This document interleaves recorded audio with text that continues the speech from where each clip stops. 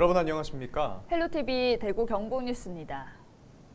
벌써 12월인가 싶었는데 이제 2022년이 정말 며칠 남지 않았는데요. 저물어가는 한 해가 아쉽기도 하고 또 새롭게 다가오는 새해가 기다려지기도 합니다. 네, 지난 시간에 이어서 다시 보는 2022 대구 경북의 주요 뉴스들 정리해 봅니다. 3월 대선이 끝나고 석 달여 만에 제8회 전국 동시지방선거가 치러졌습니다. 보수의 텃밭인 대구 경북에서는 예상대로 이변은 없었는데요. 국민의힘이 압승을 거뒀습니다. 하지만 그만큼 정치적 다양성의 실종, 그리고 예상보다 저조했던 투표율은 과제로 남았습니다. 신병균 기자입니다. 6월 1일 치러진 제8회 전국 동시지방선거. 이변은 없었습니다. 늘 그랬듯 대구 경북에서는 국민의힘이 압승을 거두어 보수의 텃밭임을 다시 한번 확인할 수 있었습니다.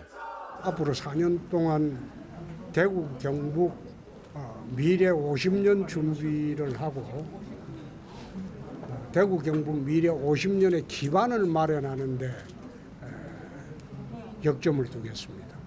윤석열 대통령과 손을 잡고 지역 발전을 이룩해라 이런 명령으로 받아들이고 수성구 을 국회의원 보궐선거에서도 단수 공천을 받았던 이인선 후보가 당선됐고 독주가 예상됐던 교육감 선거도 현 교육감들이 무난히 재선에 성공했습니다. 국민의힘은 이번 선거에서 대구 경북 광역 기초단체장 선거구 33곳 가운데 30곳을 차지했고 나머지 3곳은 무소속 후보가 당선됐습니다. 더불어민주당은 14곳의 후보를 냈지만 한 명도 당선되지 못했습니다. 광역의회도 국민의힘이 압승을 거뒀는데 4년 전 대구 경북에서 지역구와 비례대표를 포함해 14석을 차지했었던 민주당은 이번에 비례대표 3석을 건지는 데 그쳤고 기초의회도 전체 409석 중 56석을 차지했습니다. 특정 정당의 깃발을 내세우면 누가 나와도 당선되는 구도가 다시 한번 확인됐는데 그만큼 정치적 다양성 실종을 우려하는 목소리도 커졌습니다. 국민의힘 후보 공천이 그런 당선이라는 예측을 역시 벗어나지 않았고 그 등식 그대로 적용이 됐다고 보는데 좋은 현상은 아니죠. 그러나 그럼에도 불구하고 경상북 도지사 선거에 임미애 후보, 민주당 후보가 22% 득표를 했다는 것. 어쨌든 의미는 있다 이렇게 생각을 합니다. 한편 이번 선거의 투표율은 대구가 43.2%로 역대 지방선거에서 두 번째로 낮았고 경북은 52.7%로 역대 최저 투표율을 기록했습니다.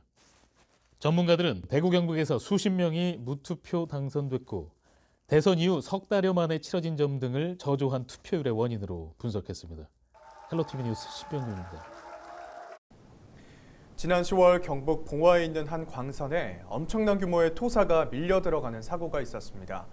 다행히 일부 작업자들은 구조됐지만 2명의 광부가 지하 190m 갱도 안에 고립돼 전 국민을 안타깝게 했죠. 생사조차 알 수 없는 상황에 구조 작업이 쉴 새 없이 이어졌고 무려 9일 하고도 5시간, 총 221시간 만에 구조됐습니다.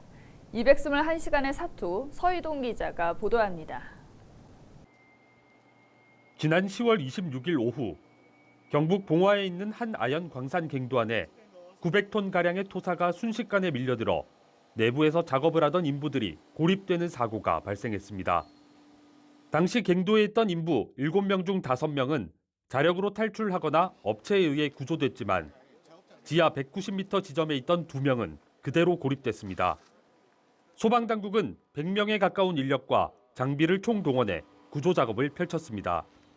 제2수경은 지금 사용을 안 하는 수경이라서 진입로가 확보가 어렵습니다. 그래서 현재 아까 말씀드렸듯이 쇼벨하고 차관기로 작업을 하면서 지지대를 보강하면서 지금 진행하고 있는 상태입니다. 인부들의 생사 여부조차 확인되지 않는 상황. 당초 사흘 정도로 예상됐던 구조 작업도 진입로 확보의 어려움 등으로 인해 점차 길어졌습니다. 빨리 하루라도 지금 밑에서 굶고 있고 한데 빨리빨리 하루라도 빨리 꺼내야지. 자기네들이 살았다고 지금 확증을 하잖아요. 그러니까 그러면 빨리 해서 빨리 꺼내줘야지. 인부들의 생존 확인과 식수 지원을 위해 현장에서 시추 작업이 진행됐지만 단단한 안반 때문에 좀처럼 속도가 나지 않았고 오래된 도면에 의존하다 보니 시추 위치에 오차가 생겨 목표 지점을 찾는 데 실패하기도 했습니다. 그렇게 하루하루 걱정과 조바심 속에 구조 작업을 펼친 지 열흘째이던 11월 4일 밤 11시 생존의 사투를 벌여온 2명의 광부가 극적으로 구조됐습니다. 지하 깊은 곳에서 소식도 전하지 못한 채 고립된 지 221시간 만이었습니다. 다행히 비교적 건강한 모습으로 스스로 걸어서 갱도를 빠져나오는 모습에 많은 사람들이 안도하고 박수를 보냈습니다. 구조 이후 이들이 땅속에서 비닐로 천막을 치고 산소 용접기로 모닥불을 피워서 버틴 이야기와 함께 음식을 대신해 커피 믹스를 마시며 버텼다는 사연이 알려지기도 했습니다. 3일간에 걸쳐가지고 그걸 갖다 아마 나눠가지고 식사 대용을 하신 모양이더라고요. 그게 아마 상당히 많이 도움이 됐는 것 같아요. 이들은 일주일간의 병원 치료를 마치고 지난 11월 11일 퇴원했습니다. 퇴원 기자회견에서 생환광부 박정아 씨는 구조대를 비롯해 그동안 관심을 두고 도와준 모든 사람들에게 감사의 뜻을 전했고 앞으로 광부일 대신 광산 노동 환경을 개선하는 데 힘쓰고 싶다는 계획을 밝히기도 했습니다. 헬로티비 뉴스 서희동입니다. 두 분의 광부가 기적적으로 구조된 이야기, 국민들에게 희망과 위로의 메시지를 전달했는데요. 네, 뒷이야기 좀 더 자세히 들어보겠습니다. 취재기자 연결합니다. 서희동 기자. 네, 서희동입니다. 갱도에 고립됐던 2명의 광부가 구조 후 병원에서 퇴원한 지 한 달이 넘었는데요. 두 분의 근황 어떻습니까? 네, 일단 두 분 중 보조 작업자였던 한 분은 공개석상의 모습을 드러내는 것을 원치 않으셨습니다. 퇴원 후에도 진료를 받으며 안정을 취하는 것으로만 전해졌습니다. 또 다른 구조자인 작업반장 박정아 씨가 언론과 미디어를 통해 많은 이야기를 전하고 있는데요. 지난달 25일에는 경북도가 박 씨와 구조자 가족들을 초청해서 도청에서 오찬 자리를 가졌습니다. 박 씨는 이 자리에서 광산의 열악한 작업 환경에 대한 불만을 토로했는데요. 광산의 채굴 현장이 50년 전과 변한 것이 없다면서 정부의 채광 기술을 발전시키기 위한 예산 지원을 건의해 줄 것을 도지사에게 요청했습니다. 네, 박정아 씨는 최근 예능 프로그램에 출연하는 등 많은 활동을 이어가고 계신데요. 다행히도 건강 상태가 괜찮으신가 봅니다. 사실 아직 회복이 덜 된 상태입니다. 박 씨는 방송에 출연한 이유도 병원에서 혼자 있는 시간을 줄이고 정신없이 활동하는 것이 좋다는 진단을 받았기 때문이라고 설명했는데요. 여전히 주변이 어두워지면 불안해져서 잘 때도 불을 끄지 않는다고 합니다. 또 악몽을 꾸는 등 트라우마 증상이 계속되고 있어서 통원 치료를 받는 것으로 알려졌습니다. 네, 아무쪼록 두 분 모두 빨리 완쾌하셨으면 좋겠습니다. 사고 업체에 대한 경찰의 수사도 계속되고 있죠? 네, 경북경찰청은 사고가 발생한 광산업체 원청과 하청을 압수수색하고 지난달 15일 관계자 5명을 업무상 과실치사상 혐의로 입건했습니다. 경찰은 분석할 자료가 많기 때문에 수사가 내년까지 이어질 가능성이 크다고 밝혔는데요. 동시에 산업통상자원부와 고용노동부도 안전법 위반과 중대재해처벌법 위반 혐의 등을 조사하고 있습니다. 네, 해당 업체에서는 올해 8월에도 사망 사고가 있었죠? 네, 맞습니다. 지난 8월 29일에 지하 갱도 바닥에 쌓아둔 광석 더미가 무너져 내리면서 작업자 2명이 매몰돼 1명이 숨지고 1명이 다치는 사고가 있었습니다. 2달여 만에 2건의 사고가 발생한 해당 업체는 지난달 6일부터 조업 정지 행정처분을 받은 상태로 계속해서 수사가 진행되고 있습니다. 네, 여기까지 듣겠습니다. 서희동 기자 수고하셨습니다. 지금까지 봉화 광산 사고 이후의 이야기들 짚어봤습니다. 네, 다음 소식은 다들 기억하실 대구 변호사 사무실 방화 참사입니다. 앙심을 품은 방화로 범인뿐만 아니라 무고한 6명의 소중한 생명을 앗아간 충격적인 사건이었는데요. 이 사건을 계기로 사법체계와 법치주의를 위협하는 행위에 대한 엄중 처벌을 촉구하는 목소리가 잇따르기도 했습니다. 박근수 기자가 관련 소식 정리했습니다. 건물 유리가 깨지고 경찰과 소방력이 동원돼 분주한 현장에서 119 구급차가 사상자를 이송하는 등 일대가 현장 수습으로 분주합니다. 지난 6월 9일 오전 11시 55분쯤 대구시 수성구 법원 인근에 있는 변호사 사무실 건물 2층에서 화재가 발생했습니다. 당시 폭발음과 함께 불이 나면서 바로 위 3층에 있던 사람들은 건물 위층이나 옥상으로 대피했고 유리를 깬 뒤 구조 요청을 해 사다리를 타고 탈출하기도 했습니다. 폭발음이 팍 나고 막 비명 소리 나고 해가지고 내다보니까 막 연기가 확 나오더라고. 그랬는데 보니까 막 심각하게 불길이 막 보이고 해가지고 안 되겠다 싶어서 이 창문을 깨고 나왔어요. 불은 20분 만에 꺼졌지만 7명이 현장에서 숨졌고 수십 명이 다치거나 연기를 마셔 병원으로 옮겨졌습니다. 화재의 원인은 다름 아닌 방화였습니다.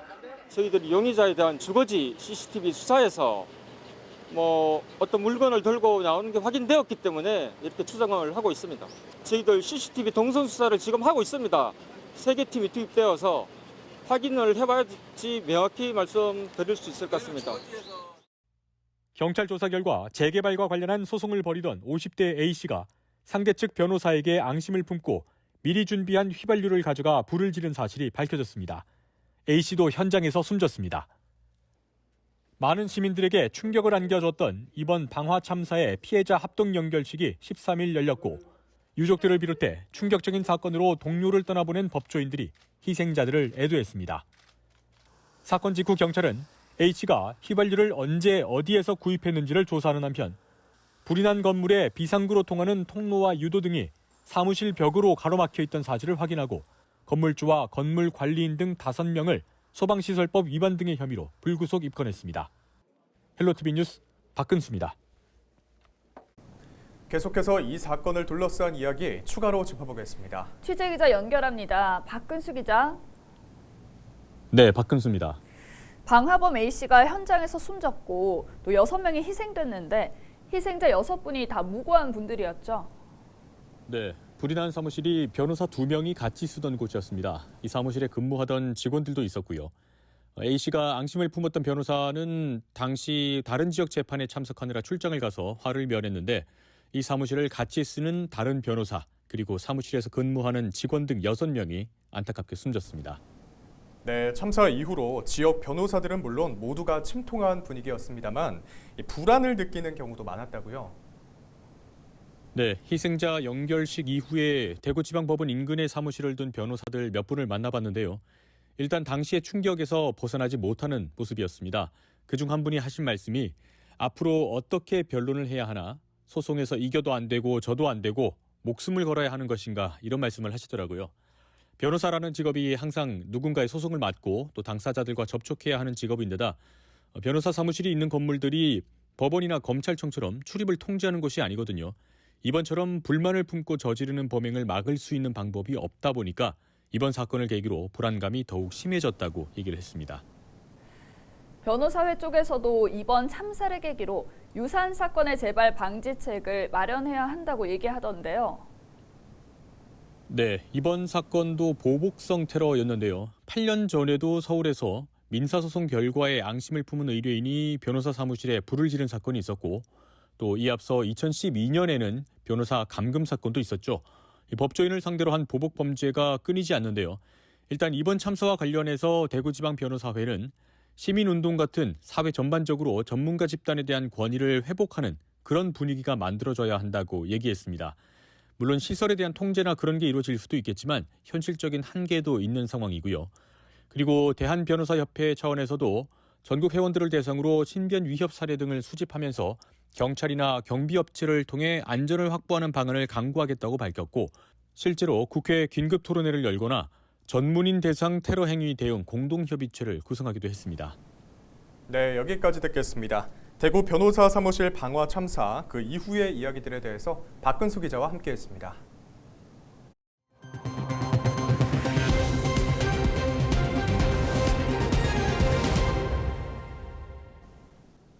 영주시가 지역 경제 활성화를 위한 방안으로 내년부터 평일 주정차 단속 유예 시간을 늘립니다. 영주시는 내년 1월 1일부터 주정차 CCTV 무인 단속 구간에 대해 평일 단속 유예 시간을 오전 10시에서 오후 4시까지로 기존보다 4시간 더 확대한다고 밝혔습니다. 올해는 반갑고 가슴 아프고 또 지역민들이 함께 걱정했던 많은 소식들이 있었던 한 해였던 것 같습니다. 다시 보는 2022 다음 시간에도 계속됩니다. 이상으로 뉴스를 마칩니다. 함께해 주신 여러분 고맙습니다.